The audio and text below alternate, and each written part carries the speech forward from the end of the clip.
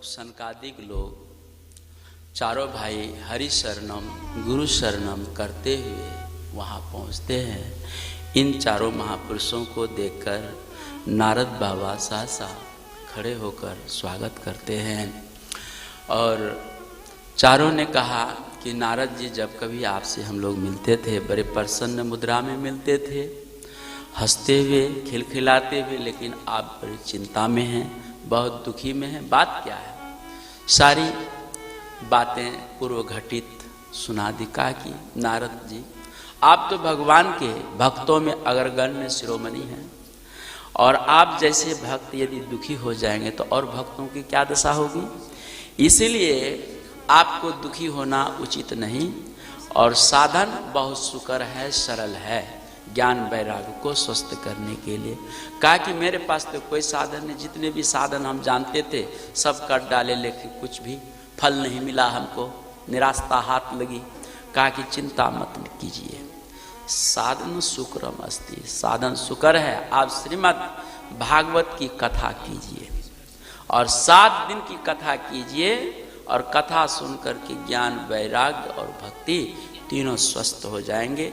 जो आपका संकल्प है उस संकल्प के अनुसार सब काम पूरा होगा। कहा कि भगवान वेद उपनिषद गीता रामायण के पाठ करने से स्वस्थ नहीं हुए और श्रीमद् भागवत की कथा सुनने से स्वस्थ कैसे हो जाएंगे? कहा कि नारद जी, आपको पता नहीं है, मुझे पता है। वेद उपनिषदों का सार श्रीमद् भागवत पुराण है। हाँ, यह सार ग्रंथ है और यह भगवान के रिझाने के लिए यह भक्तों का संग्रह है, कथाओं का संग्रह है और यह आप करें अवश्य आपका संकल्प पूरा होगा। कहा कि महाराज कहाँ करें? कहा कि आनंदवन हरिद्वार में कीजिए, जहाँ गंगा जी 7 धाराओं में बटी है और 7 ऋषि वहाँ पर 7 जगह बैठकर तप कर रहे हैं और वो तप से वो धरती पवित्र है। इसलिए आप वहीं पर इस कथा का आयोजन करें, विशाल भूमि, और वह देश संतों महर्षियों से सेवित है और सुंदर सुंदर वृक्ष वहाँ पर हैं, जंगल हैं। उस जंगल वृक्षों के डालों पर सुंदर सुंदर पक्षीगण अपने कलरव करते हैं और बहुत सुंदर आनंद। और नारा ये आनंदवन तपोवन ये आपके हरिद्वार सप्त सरोवर के पास में है। जहाँ व्यास मंदिर है उसी मंदिर की जगह को आनंदवन बोलते हैं और वो विशाल भूमि में बालू के रेत में ये कथा का आयोजन किया है। अलग अलग दीर्घा, पुरुषों के बैठने के लिए अलग, महिलाओं के बैठने के लिए अलग, ब्राह्मणों के बैठने के लिए अलग, विरक्तों को बैठने के लिए अलग, संतों को बैठने के लिए अलग और अलग। नारद महाराज आगे में बैठे हैं, परीक्षित बनकर, मैंने कथा के मुख्य श्रोता बन के बैठे हैं और चारों भाई कथा कर रहे हैं। चारों भाई ज्ञानी हैं। जब छोटे भाई का नंबर आता तो व्यासपीठ पर बैठकर करते हैं। जहाँ से कथा कह करके वो उठते तो दूसरे दिन फिर कोई दूसरे बड़े भाई बैठते हैं। और कथा सुनने का नियम है कि वक्ता ऊपर बोलते हैं बैठकर व्यासपीठ पर और श्रोता लोग नीचे बैठ करके। जैसे जब छोटे भाई व्यासपीठ पर बैठ के कथा बाँचते हैं तो तीनों बड़े भाई नीचे में बैठकर कथा सुनते हैं। यदि बड़े भाई कथा पीठ पर व्यासपीठ पर कथा बाँचते हैं तो तीनों छोटे भाई नीचे बैठ करके कथा सुनते। ये परंपरा है। यदि कथाकार से वक्ता से श्रोता ऊपर बैठ करके यदि सुनते हैं तो यह पाप है। महाभारत मैदान में, कुरुक्षेत्र के मैदान में कौरव और पांडव के सैनिक शस्त्र अस्त्र लेकर के लड़ने के लिए, एक दूसरे के खून पीने के लिए तत्पर थे। उसी बीच में भगवान श्री कृष्ण से अर्जुन ने कहा कि हे भगवान, मेरा रथ वहाँ लेके चलिए जहाँ दोनों तरफ की सेना शस्त्र अस्त्र से तैनात है। भगवान ले जा कर के दोनों सेनाओं के मध्य में खड़े कर दिए। नारायण उसी समय में उनको मोह हो गया है, रथ के पीछे जाकर बैठ गए। स्त्रियों के भांति ठस ठस करके रोने लगे। भगवान देखें, ये तो रोने का समय नहीं, ये तो लड़ने का समय, वीरता दिखाने का समय है। ये तो नपुंसक बन के, कायर बन करके रो रहे हैं। बात क्या है? पूछेगा कि ये सब स्वजन लोग हैं, इन सबों को मारकर रुधिर से सने हुए हम पृथ्वी का राज नहीं करना चाहते हैं, तब क्या करना चाहते हो? तो सन्यासी बन जाऊंगा और 5 घरों में भिक्षा लेकर के और गंगा जी में डुबो करके स्वाद रहित भोजन करके एक पेड़ के नीचे बैठ करके ध्यान करूंगा, लेकिन ये मार करके रुधिर से सने हुए पृथ्वी का राज भोगना मेरे लिए अच्छा नहीं है। नारायण अभी तो वीरता की बात कर रहे थे, लेके चलिए रथ, मैं देखूं किन किन से मुझे युद्ध करना है। अभी नपुंसकता की बात कर रहे हैं। तब उसी समय में भगवान ने 700 श्लोक 18 अध्यायों में शांति पाठ, महाभारत में यह अध्याय है, लेकिन अलग से ये गीता ग्रंथ अलग है, और उसी गीता का उपदेश भगवान ने क्षण मात्र में उनको दिया, और उस उपदेश से जो मोह था वो मोह दूर हो गया। जैसे मोह दूर हुआ है, अर्जुन जाकर प्रणाम करके बगल होते हैं, तो हनुमान जी आ जाते हैं, वो भी प्रणाम करके बगल होते हैं। भगवान ने कहा कि हनुमान तुम यहाँ? कहा कि हाँ भगवान, आप कथा कर रहे थे गीता की, गीता उपदेश दे रहे थे और मैंने भी सुना, मुझे बहुत अच्छा लगा। कहा कि तो तुम कहाँ सुन रहे थे बैठ करके? कहा कि भगवान रथ के ऊपर जो ध्वजा है उसी ध्वजा पर बैठकर हम कथा सुन रहे थे।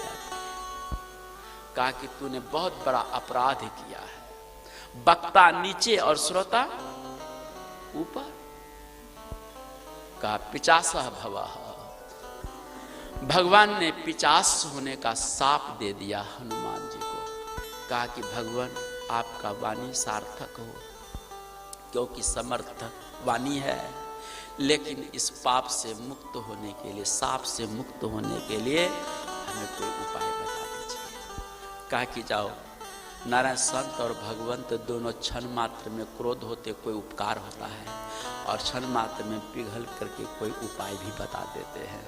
उसी समय उपाय बताते हैं, जाओ हनुमान, इस गीता के ऊपर भाष्य लिख करके मुझे जिस दिन सुनाओगे उस दिन तुम इस पिशाच योनि से मुक्त हो जाओगे। नारायण आज भी पिशाच भाष्य है, और ये पिशाच भाष्य हनुमान जी के लिखित ग्रंथ है, और ये ग्रंथ लिख करके सुना करके हनुमान जी पिशाच योनि से मुक्त हुए। तो यही परंपरा है नारायण व्यास गद्दी की। तो चलिए नारायण, यह कथा चल रही थी अनवरत रूप से। इसी कथा के दरमियान में और नाम सुने बड़े बड़े भृगु वशिष्ठ चौवनश्च गौतमो मेधा तिथिर देवल देवरातो रामस्था गादी सुतस्य साकलो मृकंडो पुत्र जाजली जानू मुखिया। मैंने अपने अपने पत्नी पुत्र शिष्य पर शिष्य के साथ दौड़ दौड़ कर धावंतः, मैंने दौड़ दौड़ करके कहीं कथा न छूट जाए। इतने कथा के रसिक, इतने प्रेमी कि कथा न कहीं छूट जाए। नारायण सब जा रहे हैं आनंद वन के तरफ, हरिद्वार के तरफ। नारायण कथा सुन, वेद वेदांति वेदास्य मंत्रा तंत्रा सब मूर्ति, वेद वेदांत क्षेत्र उपक्षेत्र सब वहां पर मूर्तिमान होकर के कथा सुन रहे हैं नारायण। अब ये कथा चल रही थी नारायण, और उसी बीच में कथा सुनते सुनते भक्ति ज्ञान और वैराग तीनों प्रकट हो गए। तीनों प्रकट जब हो गए नारायण, तो कुमारों ने कहा नारद जी, जिस संकल्प से आपने कथा की वो संकल्प आज पूरा हो गया, तीनों स्वस्थ हो गए, अब इन तीनों को स्थान दीजिए। तो नारद महाराज जी ने संकल्प किया था कि प्रत्येक घर में प्रत्येक जन जन के हृदय में मैं स्थापित करूंगा। उसी समय में नारद बाबा ने भक्ति ज्ञान वैराग्य को भक्तों के हृदय में स्थापित किया, और भक्ति उसी समय में यह मंत्र कहने लगी कि कृष्ण गोविंद हरे मुरारी, हे नाथ नारायण वासुदेव। कृष्ण गोविंद हरे मुरारी, हे नाथ नारायण वासुदेव। कृष्ण गोविंद हरे मुरारी, हे नाथ नारायण वासुदेव।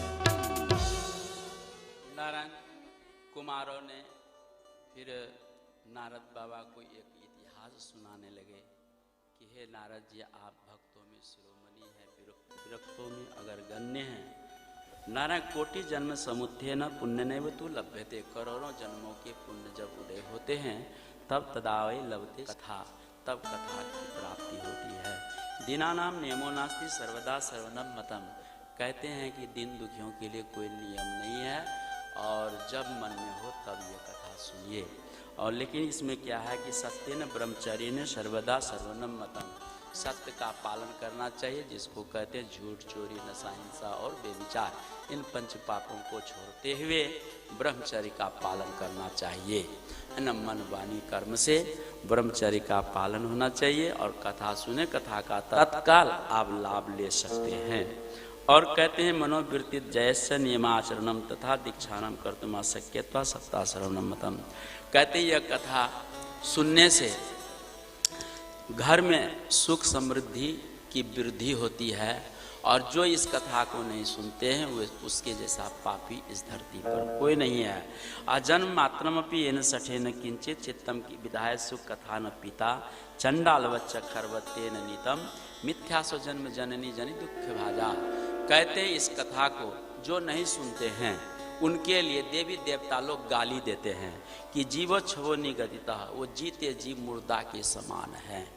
चित्तम विधाय ही न सुख कथा न पीता। इस चित्त को भगवान श्री सुखदेव की कथा में नहीं लगाया। वो कहते धिक्तम नरम पशु समम भूभार भूतम।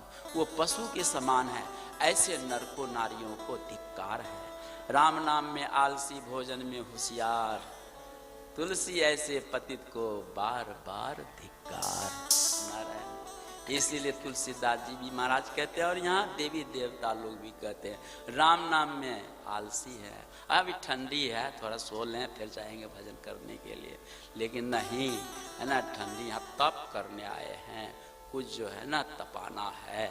नारायण। और कहते हैं जन्म मात्रम पीन सठेन किंचित, जन्म लेकर के वो सठ है जो भक्ति भजन में कथा में चित्त नहीं लगाता, तो चंडाल बच्चा, वो चंडाल के समान है। खरवत, वो गधा है। हाँ, खरवत, कुकर सुकर संवृथा जन्म गमाही। मिथ्या सो जन्म जननी जनि दुख भाजा। माँ ने 10 महीना गर्भ में रखा और किसी तरह से बाहर कर दिया तो धरती का भार बन गया। ऐसे धरती का भार नहीं बनना चाहिए। मनुष्य शरीर बार बार नहीं मिलता है। ये भगवान कबहू की करी करुणा नर देहि, देत इस बिनु हेतु सनेहि। बिना कारण का परमात्मा ने ये मनुष्य का शरीर दिया है। किस लिए दिया, इस पर विचार करना चाहिए। खिड़की दरवाजा बंद करके विचार करना चाहिए अकेला, कि किस लिए दिया ये मानव तन। हाँ, केवल खाना पीना सो जाना, यह तो काम पशु समाना, यह तो काम पशु समाना है। ऐसा नहीं, भजन करने दिया है। खाना पीना, बच्चा का सुख, शरीर का सुख, घर का सुख तो और शरीर में मिल जाएगा, लेकिन भक्ति वहाँ नहीं मिलेगी। इसलिए भक्ति से ही मानव श्रेष्ठ होता है, धन से श्रेष्ठ नहीं, बुद्धि से श्रेष्ठ नहीं। तो श्रेष्ठ यदि होता है इस धरती पर, वो केवल भक्ति से श्रेष्ठ होता है। जिसके अंदर में भक्ति है वही श्रेष्ठ है, वही पूज्य है, वही महान है। जिनके पास में भक्ति नहीं है, सारा संसार उनके मुट्ठी में है, वो महान नहीं है।